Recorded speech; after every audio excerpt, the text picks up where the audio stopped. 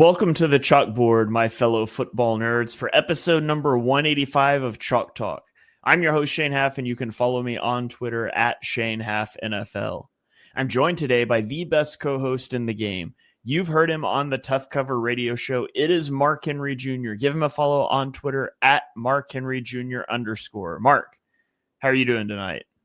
Doing well. This is where we'll talk about it, but the exact outcome I wanted for the Eagles in terms of opponent and how everything shaped up, I am extremely happy. Yeah, we are recording during the fourth quarter of the Rams-Vikings game with the Rams blowing out the Vikings. Wanted to get this show after Monday Night Football. So, in a normal week, we just ignore Monday Night Football. But here it's 1/6 of the wildcard games, and it determined a quarter of the divisional round matchup. So it's a lot bigger deal. So coming to you guys late tonight, although not as late as maybe we anticipated when we thought this could be a good game. But we'll save that one for the end. We may be able to give you a final score by the time we get there, as Sam Darnold almost throws another interception. But let's start with the Saturday games. And let's jump into, we'll just take them in order this week. The Los Angeles Chargers traveling to the Houston Texans, and they lose that game 32-12. It was a 12-6 game at halftime, and the Texans just dominated the second half. Justin Herbert threw 3 interceptions in the second half. He finished the day 14 of 32 for 242 yards, a touchdown, 4 picks, and 4 sacks. That's after he threw 3 interceptions in the entire regular season.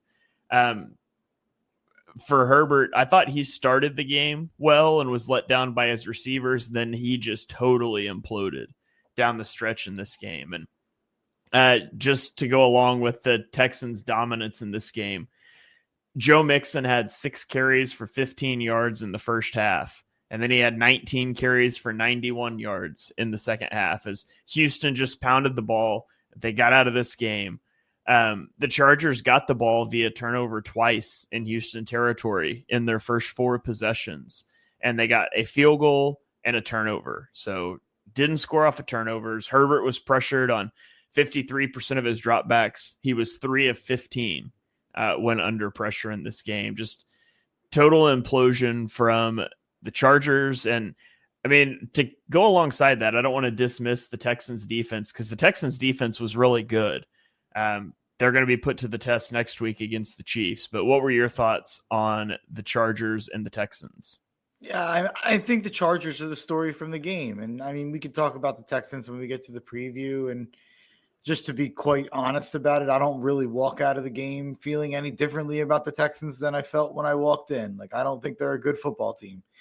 I am just shocked by the way the Chargers turtled, and they totally chargered the game away in a way that we've seen under every head coaching regime in the Chargers era, whether it be Phillip Rivers or Justin Herbert even. But I actually kind of find myself defending Justin Herbert online, which is a funny place for me to be. I mean, I think I have been proven right beyond the shadow of a doubt that he never belonged in that top tier with Mahomes, obviously, and more so with Josh and Lamar and Burrow. And to the people who said he was light years ahead of Jalen Hurts, I think they've been proven officially wrong.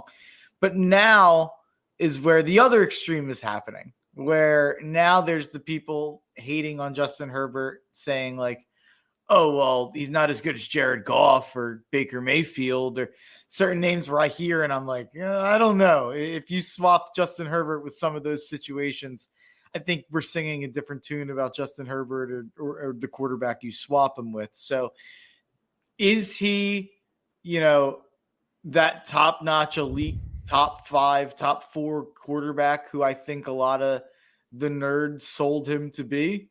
Absolutely not.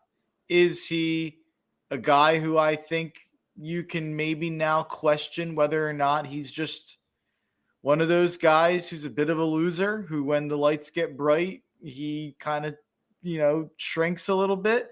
Yeah, I think it's fair to ask, is he not a top 10, top 12 quarterback? No, he absolutely is. He's still a top 10 to 12 quarterback, somewhere in that 8 to 12 range, probably.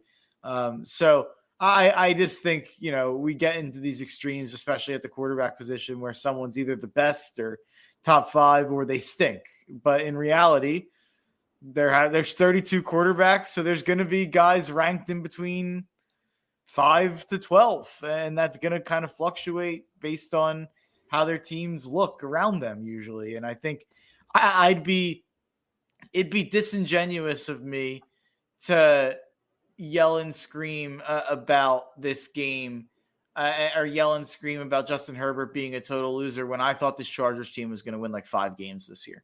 They revamped the roster. They really don't have a lot of weapons around him or a lot of talent in general around him on the offensive side of the ball. And I thought what he did this year was pretty incredible. So, yeah, rough game, rough night if you're a Chargers fan. I know that even though they don't really exist, but rough night for the Herbert people. I think he's just fine, and he's going to be just fine. Yeah, I tweeted during that game. I had a tweet go kind of crazy, and I found out later it got posted on the NFL Reddit, and the Cowboys Reddit, because I had a lot of Cowboys fans coming at me on Twitter. But I said, Herbert is headed into Dak territory for me. Incredibly talented quarterback, but at some point you have to win in the postseason, or what's the point? And that's kind of where I'm at. And I've been a big Justin Herbert defender, and I've been a pretty big Dak defender for a lot of years. And at the end of the day, they're both incredibly talented. If you don't win in the playoffs, it doesn't matter. And it's a fine line to walk between like QB wins, and you have to be able to win in the playoffs. But and Herbert's, I think he's only like 26. So the book is not written on his career. But at this point, like if the Chargers are 13-4 going into Wildcard Weekend next year, playing an 11-win team, I'm going to have in the back of my head, like the Chargers are probably going to choke again. Yeah, absolutely. And this isn't the whole, you have to be able to win in the playoffs. Me and Shane, you won't hear us say that about Lamar, and you won't hear us say that about Josh Allen. I got pushback on that about Lamar too. And I was like, he was literally in a conference championship game last year. Like, yeah, I mean, I'm not asking guys to go and win a Super Bowl before I give them credit, but get a playoff win when you're favored twice now. That's 2 playoff losses where Herbert and the Chargers have been favored now. Obviously, this game where they get pummeled by, in my opinion, a pretty bad Texans team. And last time where they gave up a 27-0 lead to not a great Jags team. So I do think at a certain point, you're a loser until you're not. But that doesn't mean, like he's worse than Geno Smith or something. Like I've seen some crazy takes out there on Twitter. So Justin Herbert's going to be just fine. Yeah. I have a comment here from Daniel saying Herbert's taking that Kirk Cousins trajectory, and I wish him the best in pursuit of the bag. He did get the bag already, so he's way better than Kirk Cousins, though. Yeah, and they're going to go out and spend money, and they're going to go out. They have a ton of cap space. I think they're going to be right there as one of the contenders in the AFC next year. I think they're going to win a lot of games, but like you said, when they get to the playoffs, we'll probably be pretty nervous. Yeah, at the end of the day, it was a bit of a rebuilding year for the Chargers. Maybe it's step one. We'll see where they go next year. And Texans fans, don't tune out. We'll talk about you a little more when we get to the preview section. But let's move on to the other Saturday game. You had Pittsburgh at Baltimore, and Baltimore wins 28-14, but this game was over at halftime. Ravens scored touchdown, not dissimilar to this Monday night game, by the way. The Ravens just dominated, scored touchdowns on 3 of their first 4 drives. They outgained the Steelers 304-49 in the first half. And the Steelers just had no answer for the Ravens rushing attack, which went off 299 yards on 50 carries. The Ravens' third possession was a 13-play, 85-yard touchdown drive in which there were 0 pass plays. The Steelers just got whooped in the trenches. And the Steelers entered the playoffs on a 4-game losing streak, and it showed that the offense was a disaster. The defense couldn't stop anybody. Lamar and Derrick Henry combined for 267 rushing yards in this game, which is the second most by a quarterback running back duo in the NFL. Mark, do you want to take a guess at who is in first place with 300 yards? I'm done with the guesses. I embarrass myself weekly. All right, it's Colin Kaepernick and Frank Gore in 2012. Never, not a chance that I would have gotten that. Oh, I wish you would have guessed now so we could have seen who you came up with. But who knows? RG3 and Alfred Morris. I feel like I guess RG3 every week. Yeah. Ask me something like that. I'm going to start having to preface it with it's not RG3. Yeah. But what were your thoughts on the Ravens and Steelers game? Again, I think it's probably more important to focus on the loser because we'll talk about the game of the year with Baltimore-Buffalo and an interesting subplot that with the All-Pro first team and what that might mean for the MVP. We'll get to that. But in terms of Pittsburgh, I think you can make a case this is Mike Tomlin's worst coaching job of his career because I actually think you can make a case that this is a Steelers team that could have won 12 plus games and maybe even giving themselves a little bit of an easier path to winning a playoff game. Am I telling you that this team could have went out and competed with Kansas City and Buffalo and Baltimore? No. And that's kind of was my point all year on Pittsburgh. I feel like I was so right on Pittsburgh for 100% of this season. In the preseason, I picked Pittsburgh to go over their win total and make the playoffs, and that was my favorite bet of the preseason. People told me I was crazy. They weren't going to make the playoffs over Cincy and Cleveland and Baltimore, and they start 9-2 or 10-2 or whatever that was that they started. And then obviously they fully collapsed down the stretch. And right when they beat the Steelers by 2 points, they won 18-16. And the Ravens missed 3 kicks in that game, and they had 3 fumbles in that game. I came out and said that was completely bogus. Everybody's going to buy that. People started talking about them as a Super Bowl contender. Bill Simmons went out and said they were the best team in the AFC in December after that win. And I absolutely it was so easy to tell that this was going to be a collapse when you saw that they played the Chiefs, Ravens, and the Eagles 3 games in 11 days. And I think similar to last year when the Eagles had that gauntlet down the stretch where it was Chiefs and Bills and Niners and Cowboys and someone I'm forgetting and then another Cowboys game. And I think the Eagles ran out of gas getting up week in and week out for those big games. I think that happened to the Steelers as well. But and part of why I think it's the worst Tomlin job, it feels like this team fell apart in the locker room. George Pickens, and obviously he's a hard to control guy. George Pickens is a nutcase. He's an absolute weirdo, but he wasn't doing this kind of stuff in the media for the last 2 years before this. And obviously that's out of the bag now. The whole, I think that the whole Fields Russ thing was a disaster. I think Fields should have been the starting quarterback all year long. I think it's insane that they never even gave him a chance at any point as Russ was totally collapsing down the stretch. And I also think there was I don't know how much you've seen of this, but there were all these quotes from defensive guys about one guy not knowing the plays and not knowing they were basically like accusing someone of going rogue. And there's all these Steelers bloggers trying to figure out who it is. And they think it's Minka. I think they're all mad at Minka for him doing his own thing. I don't know if that's confirmed or not.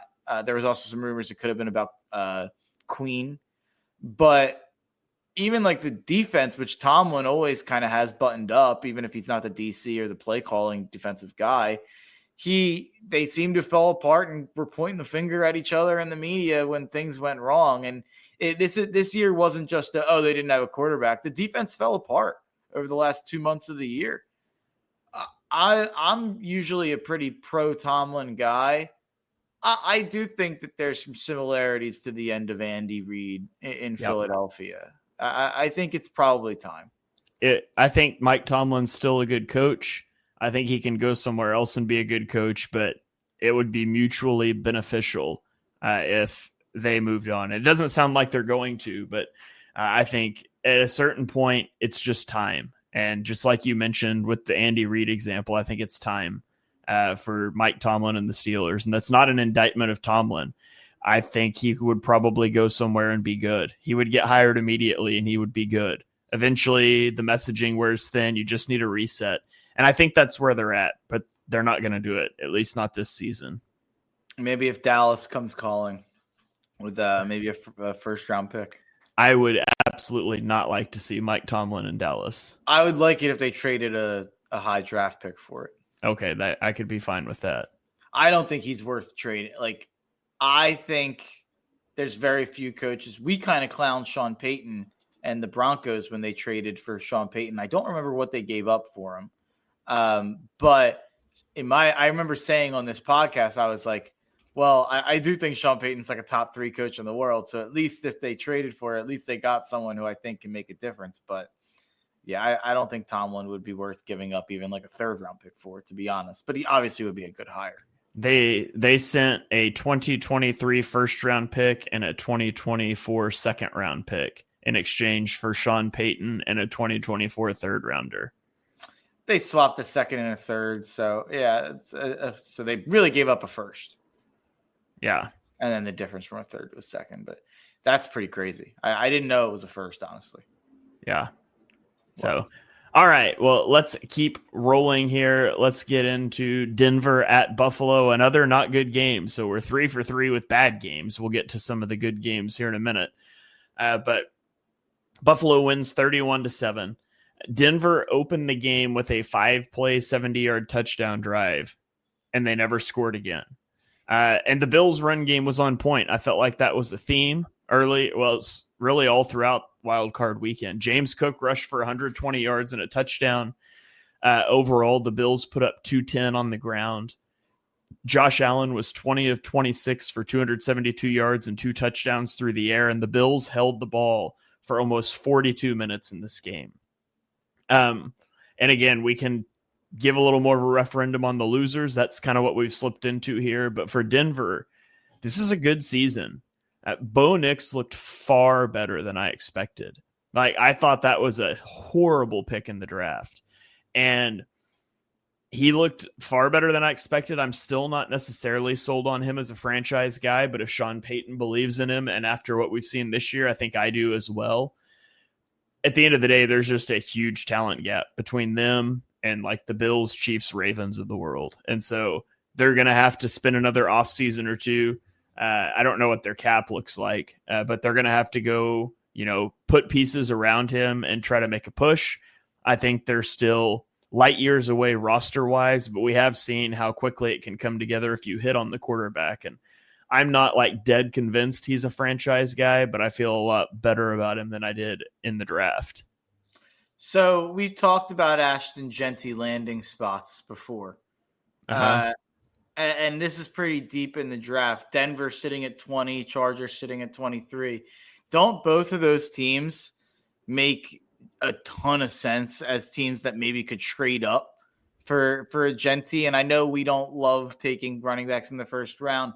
If you're a team like Denver or a team like the Chargers that made the playoffs this year, you're a young team, you have some money to spend at the important positions, maybe that's kind of the exact team that should be making a move up in the draft and trading like a second for Genty to move up instead of a team like, the Raiders taking Genty at 6 or the Saints or the Bears taking Genty at 10.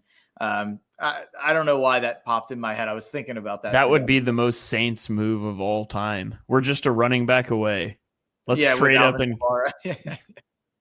But I was thinking about that today, thinking, man, Denver and the Chargers did this really without a competent running game this season. And the Chargers are a little different. I don't think the Chargers make as much sense because Dobbins is good when he's good. But I don't know how much you can depend on Dobbins year to year health-wise, and I don't know if they will be. I'm sure he's a free agent. I think it was a 1-year deal. So I'd be curious if Dobbins gets paid. It's a tricky situation. I don't know if you're a team out there that you really can commit real resources to Dobbins just because of his health situation. So I wonder if he's there next year. But Genty, it seems like he makes a ton of sense for both of those teams. And Denver, I'm pretty sure, has a ton of money now that they ate the big cap hit for Russ. Yeah. J.K. Dobbins was on like a 1 year, $1.6 million deal. So Yeah. I can't imagine he's going to get paid much in free agency, to be honest. He'll get a little something, I think. He'll get like a $5-6 million deal, probably for like 1 year. Yeah. Just as like a prove it deal. But yeah, the Denver's done that. But really, you're looking at the Chargers had Dobbins when he was good. Denver's had a terrible running game all season long. Hasn't mattered if it's Javonte, if it's Estime, if it's Jaleel McLaughlin. None of those guys are full-time workhorse backs. Estime's probably got the best chance of it, and he probably got the least chance at it this season to be that. So I do think if you brought a bell cow running back in there, you paid a receiver or drafted a receiver to go next to Sutton. The O-line's rock solid there in Denver. I think they actually got graded out as the best O-line of the NFL this year on multiple different sites. And so you imagine you put a running back behind there, you grab another receiver. The defense is obviously stellar. Who has the better next 3 to 5 years, the Chargers or the Broncos? I would say the Chargers, because I believe in Justin Herbert a lot more than I believe in Bo Nix. I think they've got an advantage at quarterback. The Broncos have a slight advantage at coach, but I think Harbaugh is a good coach. And the Chargers need weapons, but they have invested in the offensive line, and that's generally a good investment. So I would say the Chargers. I think the Chargers have the better run over the next few years than the Broncos. I'm interested. I wonder how old's Pat Surtain? He's not very old. He came out in the same draft Devontae Smith did. 24. Yeah, that's an interesting debate. If you're gonna take Denver, it's probably a lot because of him. I think it's up in the air. I think they'll probably be neck and neck for who is going to give Kansas City kind of the most trouble in that division. And I know a lot of people are just going to write Kansas City year in and year out in pen as the winner of that division. They did only win 11 games last year, Kansas City. This year, obviously, they went 15-1 and then lost the last game. But they have had years in the past where they haven't been, a rolling ball of chainsaws in the regular season. I think the Chargers and Broncos, I'm sure one will probably have a dip next year where they won't be as good as we expect. And then I think the other will probably be competing with the Chiefs to win the division.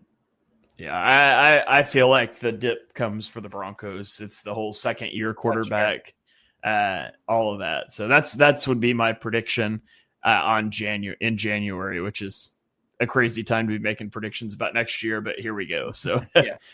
All right, let's roll on to the Eagles game. The Eagles host the Packers and win 22-10. And I mean, a fumble recovery on the opening kickoff is always a good way to start the game. And so the Eagles put up a touchdown off of that. They intercept Jordan Love 3 times on the day after that. I thought that the two main things in this game is, one, the Packers have lived off of turnovers this season. Their defense is ranked low in success rate, but high in EPA. They consistently give up yardage, but then they get turnovers. The Eagles never turned the ball over. And I thought there was a concerted effort to play conservatively. And at times it was to the detriment of the Eagles offense, but they never turned the ball over. And the Packers turned the ball over 4 times. The other big storyline for this game was the Packers left guard, Elton Jenkins, leaves the game early, and it just destroyed the Packers game plan. The Packers planned to slide protection at Jalen Carter all game, and suddenly doing that means they have a backup left guard that's on an island against Milton Williams, and that's a matchup that the Eagles just won. We could also talk about how the fraudulent all-pro team that has the Packers right tackle is all-pro over Lane Johnson. He just got destroyed by Nolan Smith all night. But we don't have to get into that because all-pro and Pro Bowl stuff's a joke, and you know how I feel about NFL awards. But what were your takeaways from the Eagles-Packers game? My take is that people can't have it both ways. I was obviously really high on Green Bay all year long.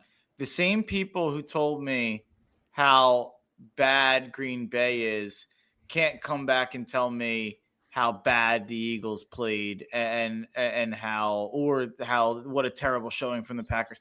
One or the other. Either the Eagles were really good or the Packers were really bad. Like it can't be one of the. To me, I'm becoming the Joker with the online talk after this win. I was incredibly nervous about this game. So Same. if you were to tell me that we won by 12 points in a game that the opposing team never had the ball down a touchdown, I would have taken that and paid money for the right for that to be the case. Like the Green Bay Packers lost one game this year by more than 5 points. They lost no games by more than 10 points. And we went out and beat them by 12, and Saquon broke a run at the end of the game that could have made that 19, to be honest. And the only reason that 12 isn't 13 is because Jake Elliott missed an extra point. And the only reason that it's not another 3 is because at the end of the half, you could take a 56-yarder, but because we have no confidence in Jake Elliott, which is it's like the third or fourth time this year before halftime that we've been in this situation, we go for it on 4th and 4, false start, backs us up, and then we punt. So I am nowhere near as concerned about the offense that other people are. We are now 12-0 in games that Jalen Hurts, Lane Johnson, and A.J. Brown all start and finish while averaging 28.4 points per game in those 12 games. I understand that. Was it the offense's best performance? Absolutely not. But when you get an opening kickoff that's fumbled and you score on it, and then you immediately go up 10-0 right after that, I think it changes the way you call the game. I think this is not a clean comparison. But I'm a Notre Dame fan, obviously. Notre Dame, Georgia. That game, they went up 10-3, and then they got the kick return touchdown to start the second half to go up 17-3. Once that happened, Riley Leonard went like 5 of 7 for like 32 yards for the rest of the game from that point on. And for the whole 2 weeks leading up to Penn State, or however long it was, people talked about how Notre Dame can't throw the ball at all, and how he only threw for 80 yards last week. He's not going to break 150 against this Penn State defense. But then they came out and it's a close game. It's a different game script. He threw for 230 or whatever it was. And was it perfect? No. But he was able to make those plays. I think sometimes people watch a game where a team gets up early, goes into a bit of a conservative shell, and then you point at the box score and you're like, why didn't this team throw for more yards? Why didn't this team do better? And it's like, well, once you're up 10 points, I think it changes the way that you look at the game. It changes the way you call the game. And like you said, I think that there was a clear effort to not turn the ball over, to not give the game away. And how many of these games have we talked about? The turnovers have been a huge part of the conversation. You watch all these other playoff games and you watch turnovers change the game on a dime and completely flip the game or almost end the game in some scenarios. And we don't do that. And something else I was thinking about, sorry for the rant here. Something else I was thinking about, and the defense was fantastic in this game. Yeah. I feel like that's almost getting ignored with how the offense is taking all of the talk. But when did the defense start becoming fantastic? Like out of the bye. When Cooper DeJean was inserted into the starting lineup out of the bye is when the defense became awesome. And that's probably the number one reason. I would say a contributing reason, what stopped right around that time? The Jalen Hurts turnovers, right? Remember the first 3-4 weeks, that was a constant conversation based on the end of last season. The turnovers stopped. The offense stopped putting the defense in unfavorable positions. And it probably made the defense do a heck of a lot better. I think that absolutely has an impact on that.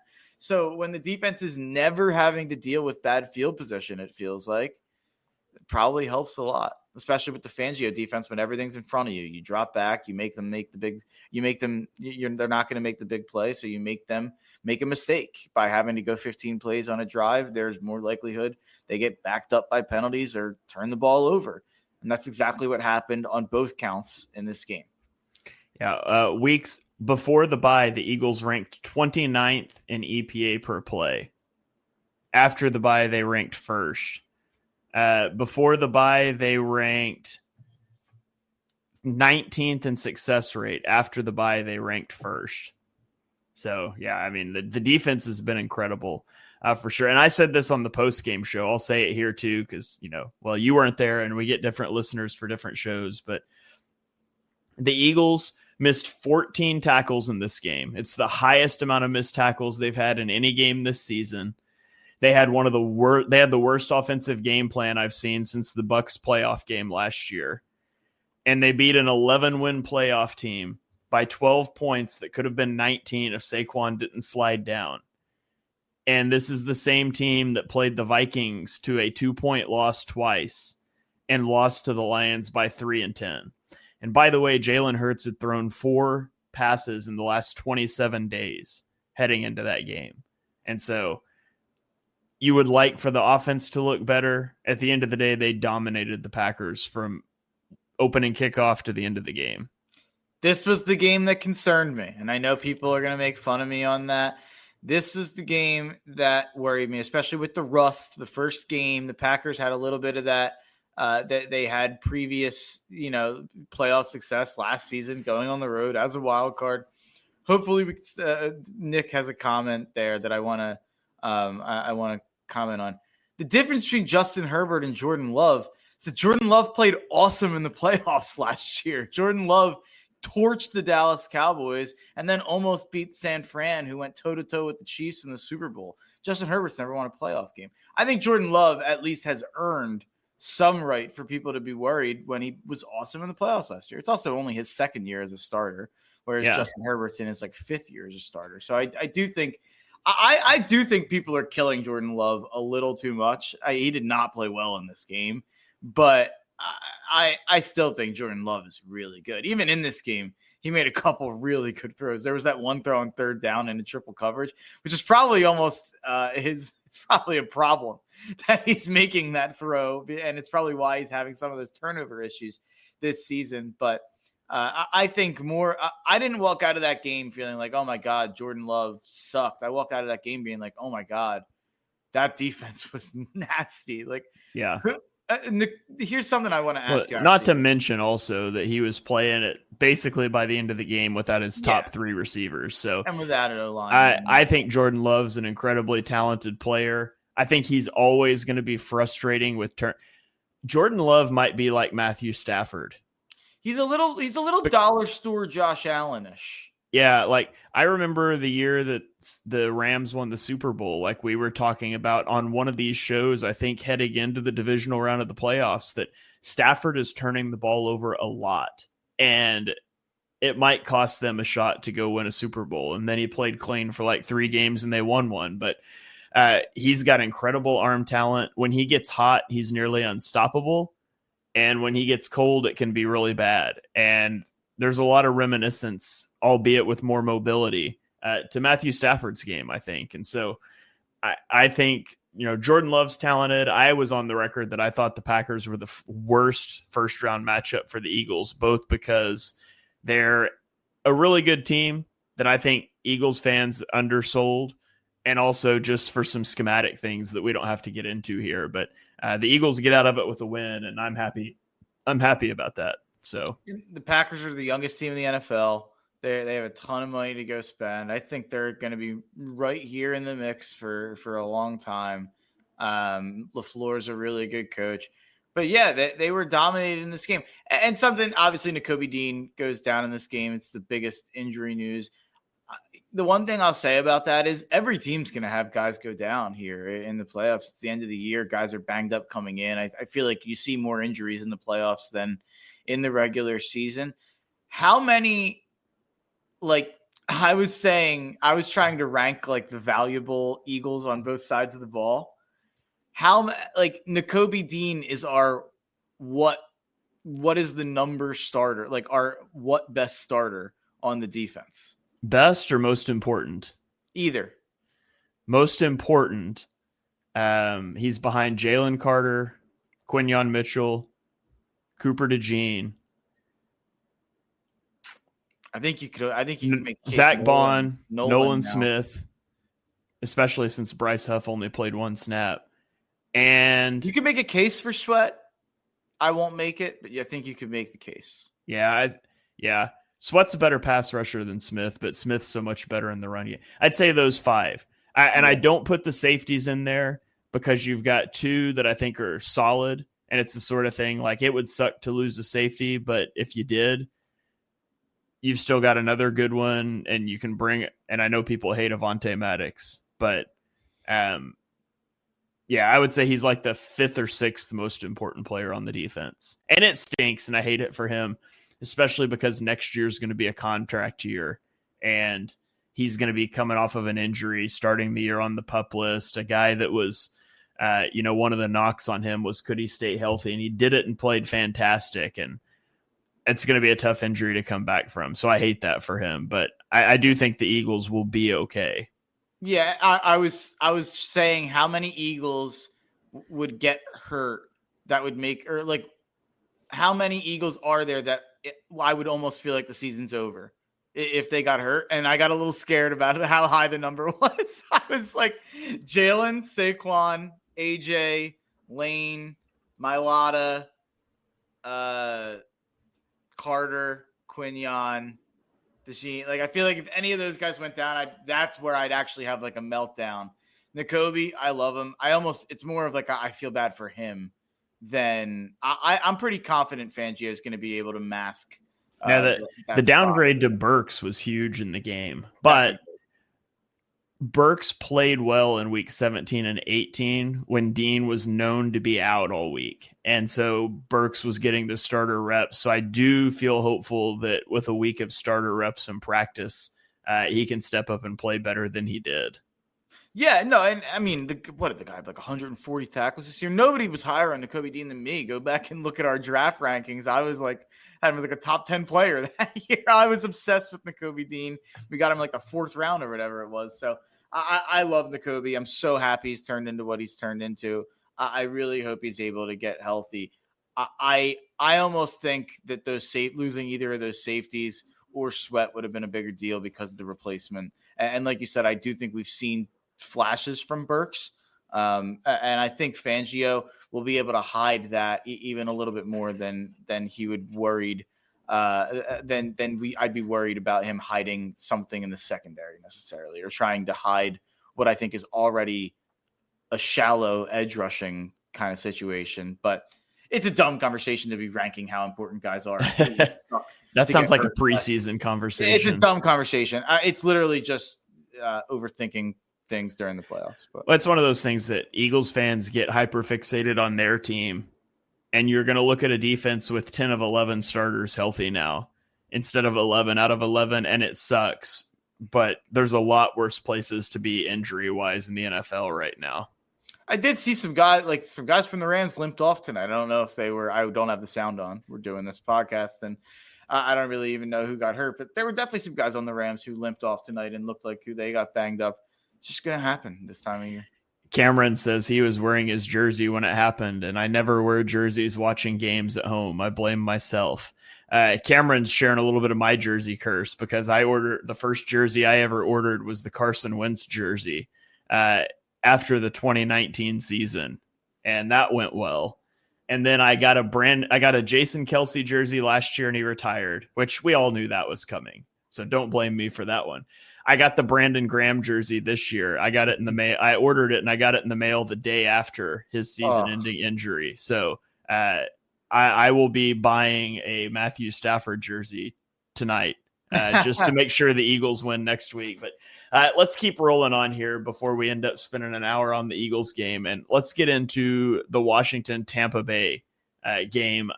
Washington wins 23-20. And Jaden Daniels leads the game-winning field goal drive in the fourth quarter, which, by the way, the chip shot off the uprights. I thought that was going to fall out, but Daniels was really good in this game, threw for 268 yards and 2 touchdowns. He also rushed for 36 yards, which was actually the leading rusher for Washington. They could not run the ball. He became the first rookie to lead his team in both passing and rushing in a playoff game in NFL history. And this was such a good game. It was back and forth. Late in the game, Baker Mayfield fumbles the ball. after the defense got a stop at the goal line. And the Bucs led 17-13 in the fourth quarter at the time.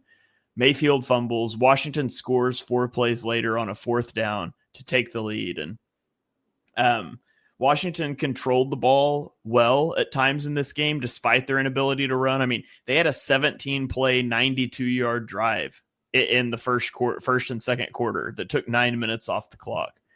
Washington was aggressive. They went for it on 5 fourth downs, which is impressive because they failed a 4th and 2 on their opening drive. And they failed to score from 1st and goal at the 1 before the Mayfield fumble. And then they turned right around and went for it on a 4th and 2 from the 5 and got the touchdown. Overall, they were 3 of 5 on 4th downs. I was impressed with Jaden Daniels. I was impressed with their commitment to staying aggressive. And they win and move on to the divisional round. So what were your thoughts on this game? Yeah, I mean, Todd Bowles' clock management was insane at both ends of both halves. I thought the end of the first half was way worse even than how he handled the end of the game. Didn't end up mattering because they scored a touchdown anyway. But yeah, I saw Dan's comment there. That was insane management from Todd Bowles. But yeah, this was always going to be a toss-up. This kind of saved the weekend. Otherwise, all 5 games have been terrible and not very interesting. This was great ball watching this last night. It was really fun, back and forth. And Mike Evans, Lattimore, you got that classic storyline where Evans cooked him. It wasn't enough, obviously, but it was really impressive, kind of, I'd say more than anything, coaching from Washington. I think I was pretty negative when they hired Dan Quinn about it. I was all year long maybe a little skeptical about how much Dan Quinn had to do with this turnaround for Washington, or how much of it was just how transformative of a player Jaden Daniels is and how many good moves that I think Washington made this offseason. But man, you watch that game and Dan Quinn coached like he wanted to win it. Dan Quinn was so aggressive. And I thought that he went for, I don't have the exact situation right in front of me, but I think it would have been 17-13 and they were on the 3-yard line. It was 17-13, 4th and 2 at the 5-yard line. And they went for it and didn't get it, right? Oh, no. They went before that. Yeah, I think they had a 1st and goal at the 1. I think it ended up a 4th and goal at the 3 that they went for and didn't get it. And they didn't get it, but what happened right after that? As Tampa Bay is having to put together a 97-yard drive to go the length of the field, they fumble a snap or fumble a handoff to Jalen McMillan, and Baker fumbles the ball. And where does he fumble it? On like the 20-yard line. So you're getting the ball right there, and then they go in 4th and 2 on basically the same situation, kind of like 4th and goal on the 3, 4th and 2 on the 3. And that time it pays off going for it again. And we killed guys like Brandon Staley. We have killed Nick Sirianni. When their ideology seems to change, drive to drive, quarter to quarter, game to game, Dan Quinn seems to have fully committed to this kind of new ideology this wasn't the Dan Quinn of the Atlanta Falcons days. So he's adjusted with the times, and I think you got to give him a ton of credit for how aggressive he's been all year long on 4th down and go for 2 situations and things like that. So good for Dan Quinn, good for Washington. I think it's a pretty brutal matchup for them next week. Yeah, let's somebody asked about, do you think there's a chance they upset the Lions? And we'll get to that. We're going to get to preview here in a minute. But before we do, we can talk real briefly about this one because it just happened and it was a total disaster. But the Rams just destroyed the Vikings. And to me, I mean, the storyline on this game is how much money Sam Darnold lost in the last 2 weeks. I never bought into he's making it a difficult decision for them. You don't trade up for a rookie quarterback and then be like, we never got to see that guy play because he got hurt. But this guy that's been really bad his whole career had a good season. Maybe we should hitch our wagons to him. And the Lions broke Sam Darnold last week, and the Rams picked up right where the Lions left off. And I think he ended up taking 8 sacks. I don't have the box score in front of me. I obviously stopped watching in the fourth quarter when we hit record, but just total domination from a Rams team that I mentioned it earlier with the Stafford Love comparison. When Stafford gets hot, he's nearly impossible to stop. And he started this game hot. And he slowed down a little bit down the stretch. But again, when you're up like they were up, you don't need to continue to play at that level. You just burn the clock and get out of there. So thoughts on the Vikings and where they go moving forward and on this game as a whole? Yeah, I think it's obvious. I think it was like week 9 or week 10 that on Sunday Night Football, Collinsworth said, like, yeah, Mike, they told me that they're still going with JJ. And everyone went up in arms about it. And they're like, how could you say that? They're 8-1. And I think it was the right decision then. And I think it would be the right decision now. And I think the Vikings started changing their tune a little bit to the media about it. They were like, oh, we'll see what happens when we get there, kind of. I don't think the tune ever changed. I think if they were legitimately thinking about paying Sam Darnold, this is the best thing that could have happened to them as a franchise. Absolutely. I could not agree more. And I think there's a lot of people out there saying like, the Rams looked so good tonight that you have to be worried about it for the Eagles. I think this was a Vikings team in free fall mode. I think we saw it against Detroit. I think you see it this week. I'm not worried about the Rams. I wouldn't have been worried about the Vikings. I don't think this could have worked out better for the Eagles. I know that they look good tonight. That offense had a lot of problems before this game. And I don't know if that offense was great tonight or if the defense was so good that the offense benefited from it. I think there's probably a little bit of both. So I think we see the line 6.5. I don't know if I'm going to bet that line, but I'm going to be hammering a Chiefs-Eagles teaser for sure. Yeah, you know who is a top 10 quarterback in the NFL against the blitz? Matthew Stafford. You know the only thing the Vikings defense does? Blitz. So I think it was a bad matchup for the Vikings coming off of a game where they just got embarrassed, lost out on a potential 1 seed. And I mean, Darnold was seeing ghosts. Brian Flores doesn't know how to adjust if he can't blitz all the time.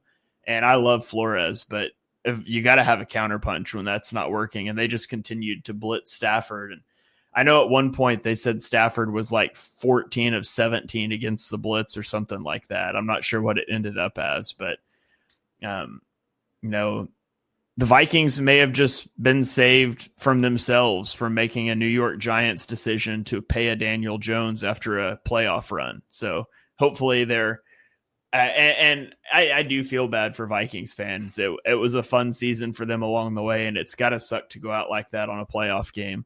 But I do think Kevin O'Connell's really good, and if they hit on J.J. McCarthy, this team's going to be really good for a long time. Yeah, I mean, I'm not a J.J. McCarthy guy. I don't think you were either. I wasn't either, but in the draft process. But he's better than Sam Darnold, in my opinion. I probably agree with that. And looking at what Kevin O'Connell just did with Sam Darnold, how could you think that JJ's not going to look at least serviceable there with Justin Jefferson and Jordan Addison and TJ Hawkinson, and I think a top 5 offensive play caller in KOC. Yeah, a comment coming in here from Pray For Me saying that Stafford was thinking this defense is cute. He's not one of these new gen quarterbacks that doesn't know how to beat that. And I was going to try to look up what he was 13 of 19 against the blitz for 179 yards and 2 touchdowns. When he wasn't blitzed on 9 dropbacks, Stafford wasn't blitzed. He had 30 passing yards. So I don't know, that maybe you don't blitz Stafford all the time. You know who doesn't blitz Stafford, by the way? Cameron chimes in. You know who doesn't blitz is Vic Fangio. He doesn't believe that exists as a concept. Blitzing. Yeah. Fangio owns Sean McVay. I'm sure we can dive into, maybe that's a fun, I'll give Shane a homework assignment to tweet it out. Shane, go do a Twitter thread about Fangio versus McVay, all the times it's happened, because someone ran it down earlier this year. Jordan Rodriguez, good Rams follow, ran down kind of how like Vic Fangio made Sean McVay question everything about what he knew about football, like back when he had Jared Goff. And he like completely he basically like went on a soul searching mission in the offseason to like try to refine his love for the game of football because Vic Fangio like took it from him. So like it hasn't really gotten better, even like with the changes McVay's made in the Stafford era. Like it's an interesting, I might try to go back and try to find that clip to send it to Shane, but I think she went down the list of games Fangio's played against McVay, and even some of the games McVay's played against Fangio, like disciples that kind of run the same thing, and it's not pretty. Yeah. So, all right, let's get into preview games. We'll be a little quicker here, but there's 4 divisional round matchups to preview for next week. And again, we'll just go in order here. We'll kick off with Houston versus Kansas City at 4:30 on Saturday. The Chiefs are favored by 8 in this game, and this is a rematch of a Week 16 game that the Chiefs won 27-19. They last met in the playoffs in 2019 in the wildcard round, with the Chiefs coming back from a 24-0 deficit to win 51-31 on their way to a Super Bowl win. I do not remember that game at all until I was looking up stuff for this, but that sounds like a wild game. Patrick Mahomes is 6-0 in the divisional round, which is the most wins without a loss in any playoff round in NFL history. And so the Texans' pathway to win this game, I feel like, is for Russ to be an issue with the Chiefs. They didn't play starters in Week 18, and then they had a bye. And the Texans' pass rush is top-notch, but Mahomes is so good at avoiding sacks. And even if they win that matchup as well as you can win a matchup against Patrick Mahomes, the Texans offense has just been bad. Like since Week 9, they're 28th in EPA per play. And this Chiefs defense is really good. And so like if you're the Texans, it feels like your pathway to victory is a defensive struggle, but then it's basically impossible to beat the Chiefs in a 1-score game. So Houston has a chance to do one of the funniest things ever if they knock off KC. I just don't see it happening. And I know you don't either, because you're going to drop your stat about Patrick Mahomes and how he always makes the conference championship game. And it's the floor if you have Patrick Mahomes, and I'll let you do your whole thing here, but go ahead. No, I wasn't even going to do that. What I was going to do is, and why I might have seemed distracted over the last 5 minutes, I was, maybe moving some money around to place the biggest bet of the year that I've placed so far on a little teaser. They call them teaser in the biz, Shane. 6-point teaser. Chiefs are -7.5 on DraftKings. Eagles are -6 on DraftKings, 6.5 elsewhere. Little 6-point teaser brings that to Chiefs -1.5, Eagles even money, just money line to win the game. And that's -120, that little teaser on DraftKings. And that's the biggest bet that I've placed all year long on an NFL game. Or on, I shouldn't say, I think I've bet more on Jalen Hurts touchdown, but on a non-Jalen Hurts touchdown bet, my biggest bet of the year. So that should tell you a little bit of what I think about Houston. And I said it earlier, I didn't walk out of that Chargers game. I thought the story of that game was the Chargers puking all over themselves, not the Texans forcing them. If we're talking about whose hand went down the Chargers' throat to make them puke on themselves, I think it was their own hand. I don't think it was Houston sticking their hand down. Is that a good analogy? It's kind of a gross analogy, but we can roll with it. Yeah, it's definitely gross. So, okay. Well, let's keep rolling then. Let's go to the other Saturday game. We've got Washington at Detroit. This is the 8:00 game. Detroit is favored by 8.5. The last time these two teams met in the postseason, Mark, was 2000, which was before Jaden Daniels was born. This will be the 6th time a rookie quarterback has faced the team with the best record in the NFL. Okay, I'm making you guess this time. 6 times a rookie quarterback has faced the team with the best record in the NFL. Only one of the previous 5 won. It was not RG3. I know that. Who was it? A rookie quarter, Ben Roethlisberger? It was not Ben Roethlisberger. Rookie that won a game in the Tom Brady? No, more recent than that. 2008. Joe Flacco. Okay. All right. I wouldn't have gotten that. You won't get this either, but who was the team with the best record that he beat? Was it Denver? It was the 13-3 Tennessee Titans. Wow. How the mighty have fallen. Not a chance I would have gotten that. Yeah. My hot take, it's not a hot take. My prediction for this game is there might be 0 punts, considering Dan Campbell and Dan Quinn and how aggressive these guys are. But David Montgomery is expected to be back for the Lions. Kevin Zeitler and Terrion Arnold are uncertain at this point in time as we record Monday night. The Lions offense is largely healthy and rested. They should be able to dominate the Commanders defense. The question for me is on the other side. Can Jaden Daniels pull off magic against a beat up Lions defense? The Lions blitzed Minnesota on 56% of their dropbacks in week 18, but Jaden Daniels has been very good against the blitz. It opens up his scrambles. It opens up deep balls. That was their response to more injuries, how to generate pressure. I said all along, I thought the only team outside of Eagles or Packers that had a chance to beat the Lions was the Commanders. And I don't think it's a great chance. I just think we've seen that the Vikings can't do it. I don't believe the Rams could do it. And I don't think Tampa Bay could do it. But you look at Washington, and if it turns into a shootout, because I don't expect them to get stops on defense, but, is it unbelievable that Jaden Daniels against their banged up defense could throw for 300 yards and rush for another 75 yards and, win in a shootout? I don't think it's out of the realm of possibility. So I will be picking the Lions.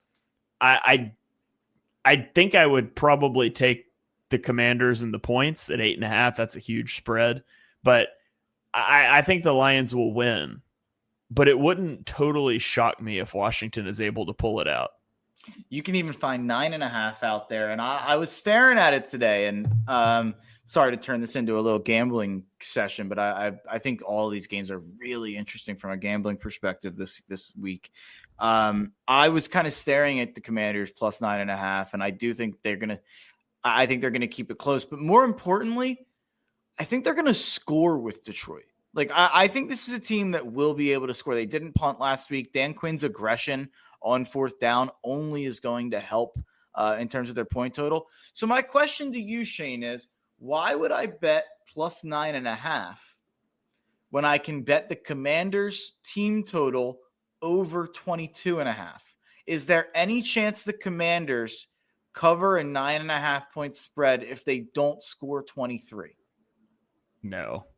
Like Goff 5 interception game somehow aside, no. I don't think this is a 24-21, 27-21 game. Like, if they only score 21 points, I think they're losing by double digits. The Lions are putting up 30. If the Commanders are going to keep it a game, they're going to have to put up 25 or 32. I agree. That's kind of where I agree. So I think if you're going to, and I think a lot of people out there are looking at it and going, so many points. And I don't disagree with them. I'm not as high on the Lions as Vegas and a lot of the consensus out there is. So I totally get it. But I think if you're going to bet it, I don't think you want to bet on the Commanders' defense. I think you want to bet on the offense. I think you want to bet Commanders' team total over, and you can root for the Commanders to win the game, root for them to keep it close. But I think you're in business no matter what happens betting that team total over. Because if Detroit goes out and puts up 45, it's just going to help Washington put up points in crunch time. And I think that team total over is just a genuinely better bet than betting the 9.5 or whatever the number ends up at. Yeah, that makes sense. So what is the percent chance, in your opinion, that Washington can pull an upset here? Let's look at, I want to use my calculator. Plus 4, they're plus 420. Plus 420 implied odds here. I'm curious what that gives me percentage wise. Sorry for the great radio here. It's late. My brain doesn't work that well. About 19%, 19.23% is what Vegas is giving Washington a chance at. I'd say it's a little higher. I'd say I was going to say like a 25% chance. 25, 30% chance. Yeah, that's what I'll go with. All right. Well, let's keep rolling then. Anything else you want to say on that game before we move on? Jaden, get ready to run like hell. All right. 100 Cameron plus says yards, how they win that game. Jaden runs for 100 plus yards. Cameron says he gives him a 33% chance to pull the upset. I like it. All right. Let's get into the Eagles-Rams game. So the Eagles will have a day rest advantage over the Rams, obviously, because they played Monday night. Eagles played yesterday. Rams will have to travel cross country, play in Philadelphia, play outdoors. I know that used to be a big storyline for Stafford, playing outdoors in the cold.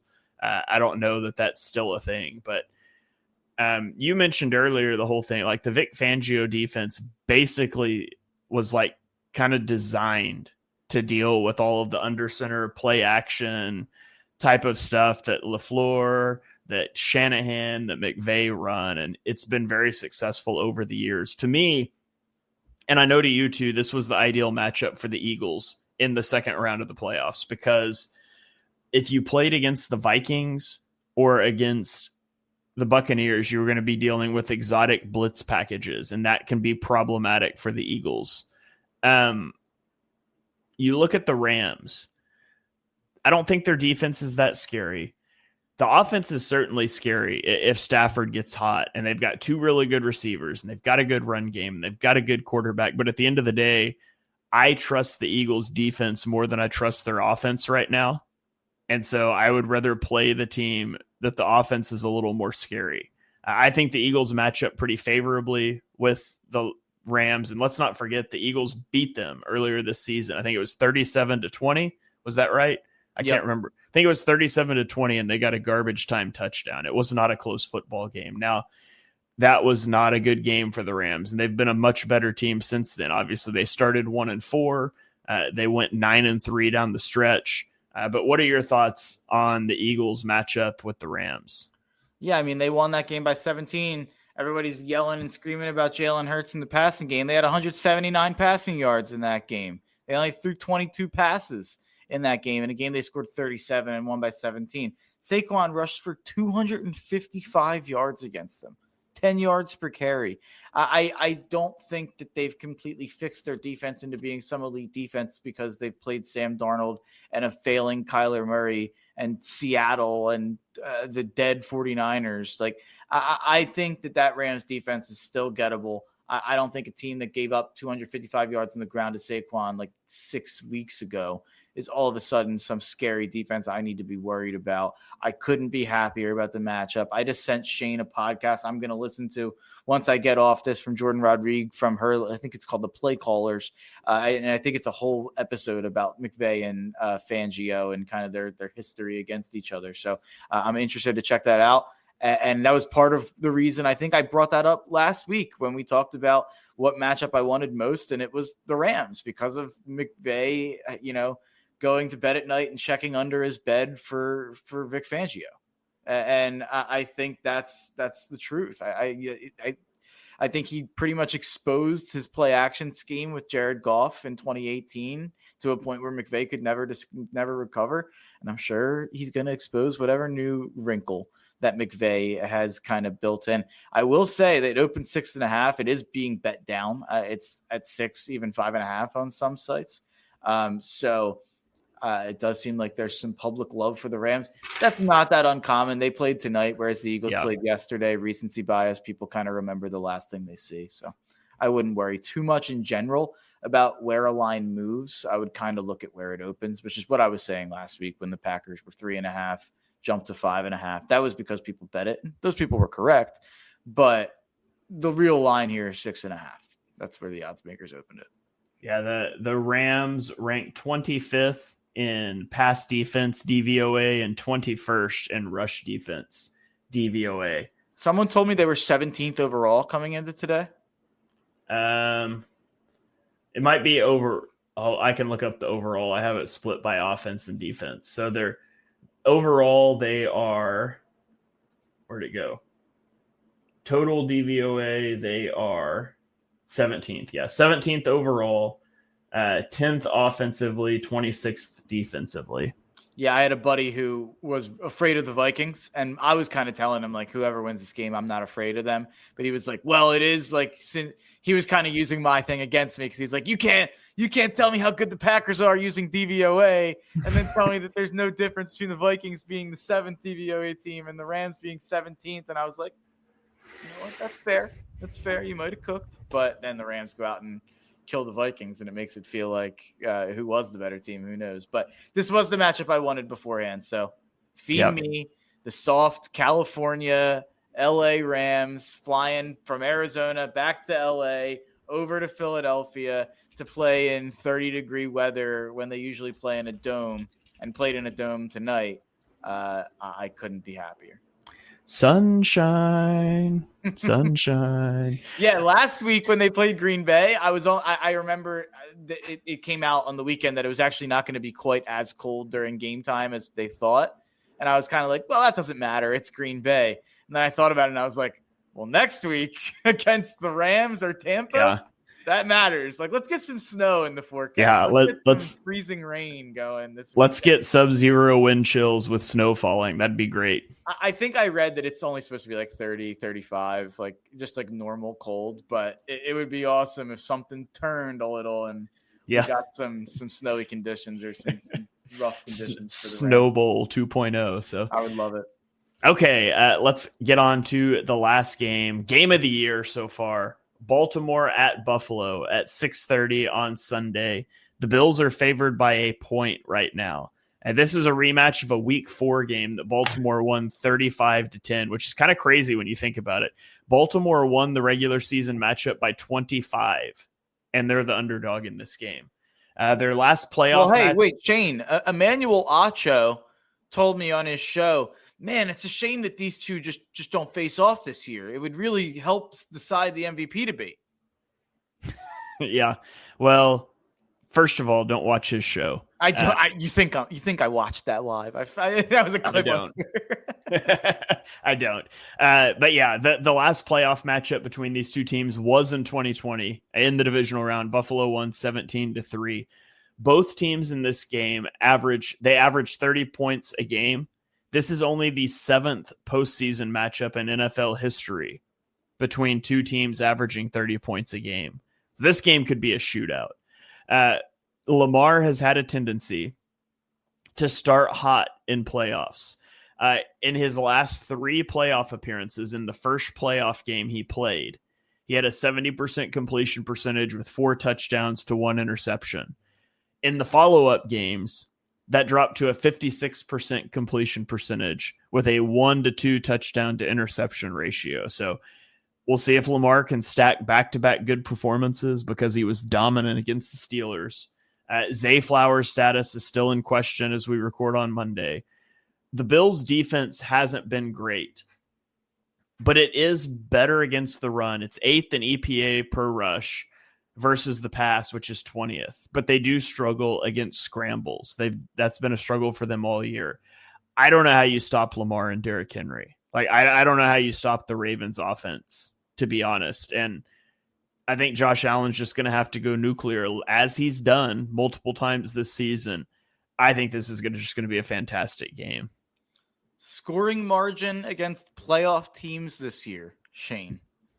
The Buffalo Bills were 5th in the NFL at +9. Second place in the NFL was the Detroit Lions at +36. First place was the Baltimore Ravens at +126. They played 11 games against playoff teams this season, Baltimore. The DVOA has them as the 7th best team of all time. And part of that is because they lost 5 games this year by a total of 22 points combined. Justin Tucker missed 22 points of kicks combined in those 5 losses. So when you put it that way, when you look at the fact that they've had to play Kansas City, they've had to play Buffalo, they've had to play Philadelphia, they've had to play Tampa Bay, they've had to play so many of the top teams in the NFL this year, not to mention Pittsburgh twice, not to mention Cincinnati twice. They really have had such a brutal schedule. I think they're the battle-tested team. Obviously, we saw what happened when they played Buffalo earlier this year, even though Emmanuel Acho didn't catch the game. I think there's a reason that the Buffalo Bills, who everybody's picking to go to the Super Bowl, go watch any of the shows before the first game of this Wildcard Weekend. Everybody's picking the Bills to go to the Super Bowl. Who's favored in Buffalo this week? The Baltimore Ravens. Are they? Yeah. Okay, when I looked at it earlier, it was Bill. Where I looked, at least, it was Bills -1. It's flipped. It's flipped to Ravens. Okay. It's actually -1.5 on some sites, Ravens. But the fact that that's not Bills -2, -3, I think says a lot about a really tough place to play in Buffalo. And I don't think it's enough to matter. I think you look at the difference of what happened with Baltimore the first 10 weeks of the year when they were 29th in drop back EPA defensively. And you stop playing Kyle Hamilton at linebacker and you start playing the best safety in the NFL at safety. Crazy concept. And they're number one in drop back EPA defensively since that exact moment that they decided to make that switch. I think that's a pretty big difference. And I think if they had that defense for the first 10 weeks, I think we're singing a different tune entirely about this Ravens game. And I think this is in Baltimore instead of in Buffalo, but that's not the case. Even still, I'm really confident Baltimore is going to win this game. I'm really confident that Baltimore is going to the AFC Championship. But the problem is, Shane, Kansas City is going to get to play Houston on Saturday, get to sit around and rest for an extra day. They're probably not going to have to expend 4 quarters of energy, like knock them down, drag them out, close game. Whereas this Baltimore-Buffalo game is going to be a war. And it's going to be cold. And we should talk about that too, because getting a bye is a big enough advantage that the NFL serves up a second-round game for 1 seeds guaranteed to be on shorter rest. And then you look at it, like Kansas City and Detroit are going to play on Saturday, right?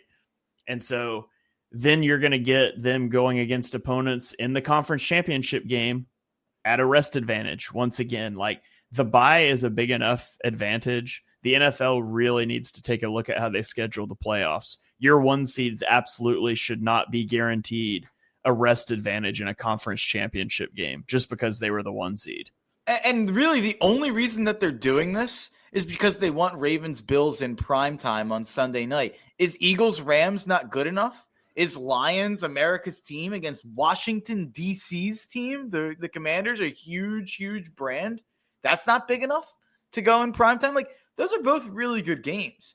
The fact that they're throwing the entire rest advantage of both NFC and AFC championships up in the air just because they want Josh Allen and Lamar on TV on Sunday night instead of Saturday night. It's ridiculous. Yeah, like people aren't going to watch anyways. It's a joke. I've said this for years. The NFL playoff schedule should be so simple. There should not be a Monday night game on Wildcard Weekend. And I don't care whichever conference you want to put, but either AFC or NFC, every round is on Saturday. So like put all the AFC wildcard games on Saturday, all the NFC wildcard games on Sunday. You get to the divisional round, AFC is Saturday, NFC is Sunday. You get to the conference championships, AFC is Saturday night, NFC is Sunday night. Then you get to the Super Bowl. Okay, yeah, 1 team has an extra day, but there's a week in between. It really doesn't matter at that point. Like it would be so simple to schedule things in a way that is fair competitively. And you can still pick your marquee game, like make Bills Ravens, make that be the Saturday night game, and make Lions Commanders be the Sunday night game. And you're going to pull tons of viewership. I really dislike how they schedule out the playoffs, and the Monday night game makes it even worse for Wild Card Weekend. But like, if you look at the Rams, if the Rams were to beat the Eagles, they would have to have played a divisional round game on short rest and then turn around and play a conference championship game on short rest again.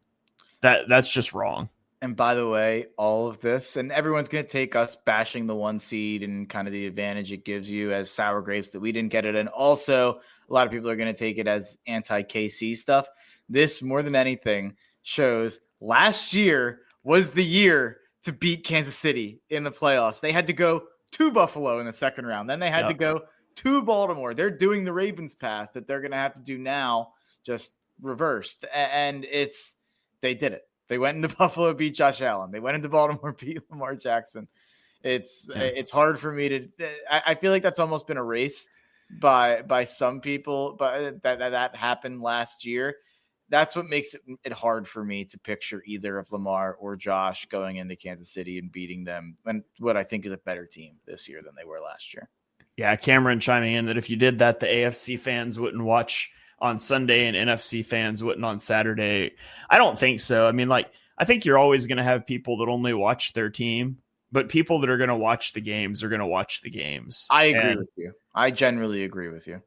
Yeah. I guess the only argument that I will say is more about Saturday night. Some people have lives, Shane. Some people's lives don't revolve around watching change your life of football. I agree with you 100%.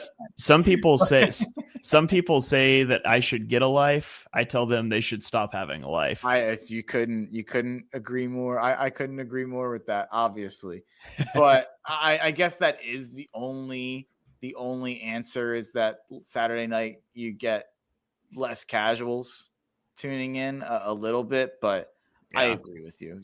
I think the NFL is doing just fine. I think to kind of protect the sanctity of the playoff, I do feel like you could sacrifice 5 million viewers here or there. Yeah, we don't need to squeeze that last drop out of ratings. Like, let's ensure the integrity of the product on the field. The ratings are just fine. Yeah. No. And by the way, the comment, you take that back, man. Football is life. Well, I'm sitting here at midnight. Yeah.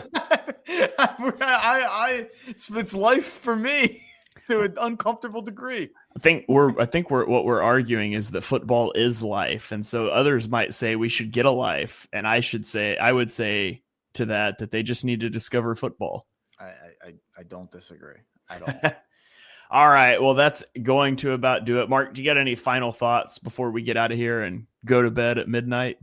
Just wrapping up my bets from the 4 games. Commanders team total over 22.5. The Chiefs Eagles 6-point teaser. That Chiefs -1.5. Eagles pick them, and then give me the Ravens on the money line. Cameron says it's the NFL. They're going to squeeze that orange as much as they can. Hey, you can squeeze the orange all you want. Just don't get any pulp in my juice. That's all I'm saying. Who wins a flag football coaching matchup, Shane or Mark? Shane. 100% Shane. I'd get more frustrated with the kids. I couldn't coach them. Shane, I think Shane would be better. I may or may not have coached a flag football team in college, and also may or may not have played on a Nationals flag football team in college. But there you go. I think I'd have some offensive vision. I think I could cook as an OC. I think my defensive game plan would fall apart. I'd be blitzing. I'd be the anti-Fangio. Hey, maybe it'd work. You never know. So we'll swap. I can tell some flag football stories sometime, but not at midnight. So that's going to do it for this episode number 185 of Chalk Talk. If you enjoy what you heard on the show, if you want to hear some flag football stories, smash that subscribe button, turn on notifications so you don't miss our next episode.